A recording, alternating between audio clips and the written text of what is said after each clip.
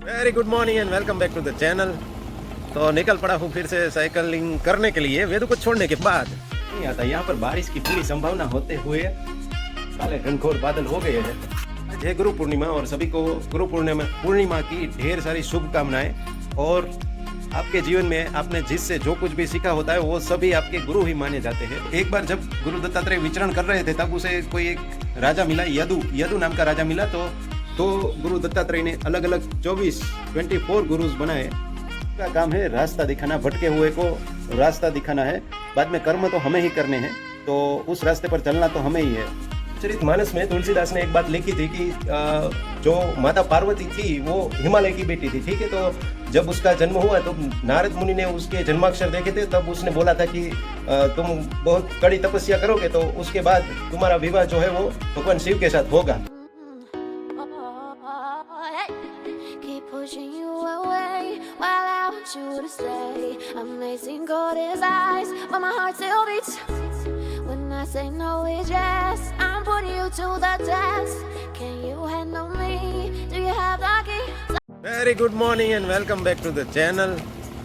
तो निकल पड़ा हूँ फिर से साइकिलिंग करने के लिए वेदू को छोड़ने के बाद। अंधेरा तो कुछ ज़्यादा ही लग रहा है, लगता है बारिश आएगी या नहीं आएगी वो पता नहीं। थोड़ी थोड़ी बारिश शुरू हो गई है, अभी आगे जाए या घर को मुड़ जाए वो सोचने वाली बात है। देखते हैं अभी क्या करते हैं। थोड़ा तो आगे जाते ही है, घर की ओर वापस चला जाना ही ठीक रहेगा, क्योंकि अभी मौसम नहीं है कि भीगा जाए। तो देखते हैं, प्लान में चेंज कर दिया क्योंकि बारिश इतनी ज़्यादा आई नहीं, रुक गई तो फिर से वापस वॉकिंग करने के लिए आ गया। तो ऐसा है, अभी तो वॉकिंग कर रहा हूँ। अभी वॉकिंग ख़त्म करके ही घर पे जाऊँगा।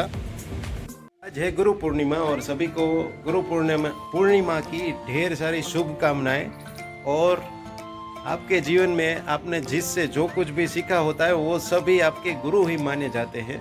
तो मेरे जीवन में भी ऐसे बहुत से लोग हैं, तो वो सब मेरे गुरुओं को मेरा बहुत बड़ा प्रणाम। गुरु दत्तात्रेय, उसको बहुत से लोग जानते होंगे, बहुत से लोग नहीं जानते होंगे। तो नहीं जानते हैं उनके लिए मैं थोड़ा बहुत इन्फॉर्मेशन कलेक्ट करके आपके साथ शेयर कर रहा हूँ कि वो जो थे, वो कोई जो वैष्णवी होते हैं ना, वो उनको विष्णु का अवतार मानते हैं। और बाकी सब लोग वो भगवान शिव का अवतार ही एक है ऐसा मानते हैं। तो एक बार जब गुरु दत्तात्रेय विचरण कर रहे थे तब उसे कोई एक राजा मिला, यदु नाम का राजा मिला। तो वो राजा बहुत ही खुश था। इस वजह से गुरु दत्तात्रेय ने उससे पूछा कि आप इतना खुश क्यों हो, आपके गुरु कौन है। तो वो राजा ने आंसर दिया कि मेरा गुरु मेरा आत्मा है। फिर गुरु दत्तात्रेय ने अपने गुरु बनाने शुरू किए।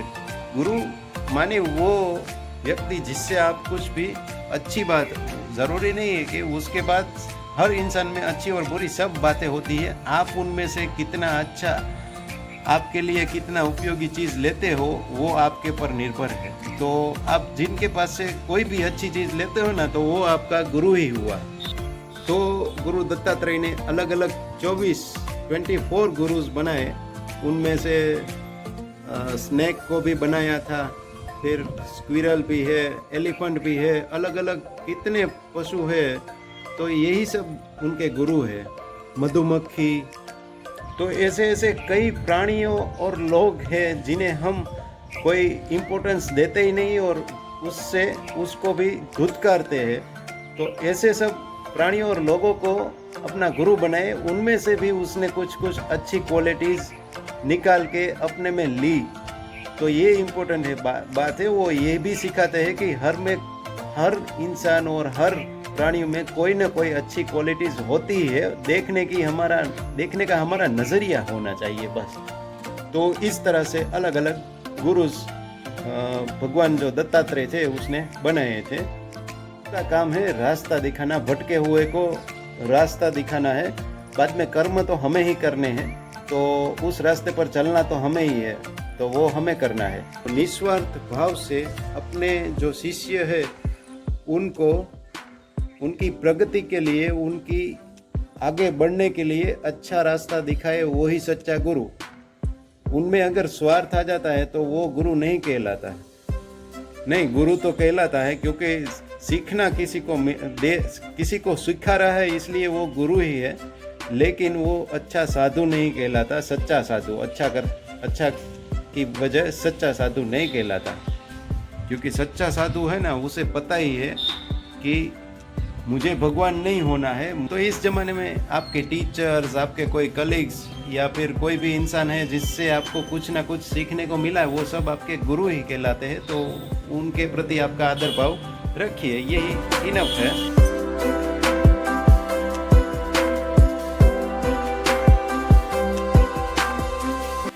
नहीं आता। यहाँ पर बारिश की पूरी संभावना होते हुए काले घनघोर बादल हो गए हैं। आपको क्या लग रहा है, बारिश आएगी? नहीं आएगी? ठीक है, तो बारिश आए तो भी भीगे नहीं। अभी तो क्या है कि ये डलवा दिया ना, तो अभी बारिश से नहीं भीगेगी, वरना तो भीग यहाँ पर नहीं साफ सफाई कर सकते।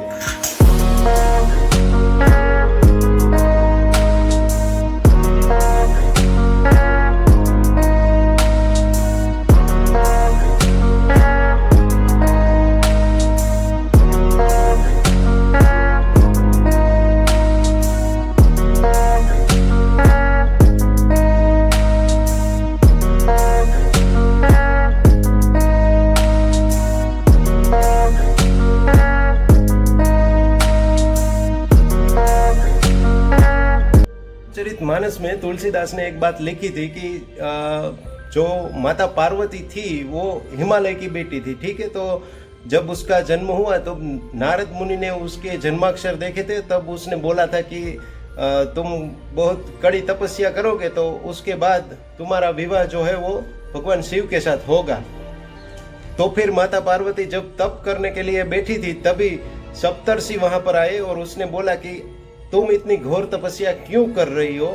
तो माता पार्वती ने बोला कि मुझे मेरे गुरु नारद ने बोला है कि इस तरह से घोर तपस्या करनी है, तब जाके मुझे मेरा विवाह जो है वो शिव से होगा।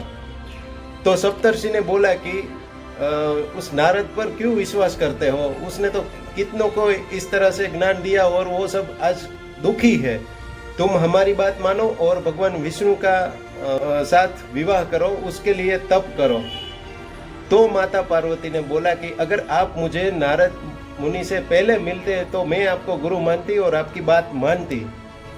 अभी तो अगर भगवान शिव भी आकर मुझे बोले ना कि मैं तुम्हारे योग्य नहीं हूँ, तो भी मैं उनकी बात नहीं मानूंगी। जो सप्तर्षि से उन्हें बोला कि भगवान शिव तो स्मशान में रहते हैं, वो तो क्या है भभूति लगाते हैं, सांप रखते हैं, उनमें क्या है ऐसी तपस्या, उनके लिए क्यों ऐसी तपस्या करनी? तो माता पार्वती ने बोला कि मेरे गुरु ने बोला है तो मैं उनकी बात मान रही हूँ। तो ये जो सप्तर्षि थे वो माता पार्वती की परीक्षा लेने ही आए थे। तो इस तरह से कोई अलग रूप में भी परीक्षा लेने भगवान भेजते हैं। तो आपके गुरु जो एक बार सच्चा गुरु मिल जाए ना, तो उसके बाद उस पर विश्वास होना भी बहुत बड़ी बात है। तो ये बात है। यहाँ पर ये बात भी क्लियर रखनी ज़रूरी है कि माता पार्वती को जो शादी जिससे करनी है वो भगवान शिव से ही करनी है। तो ये बात भी ज़रूरी है।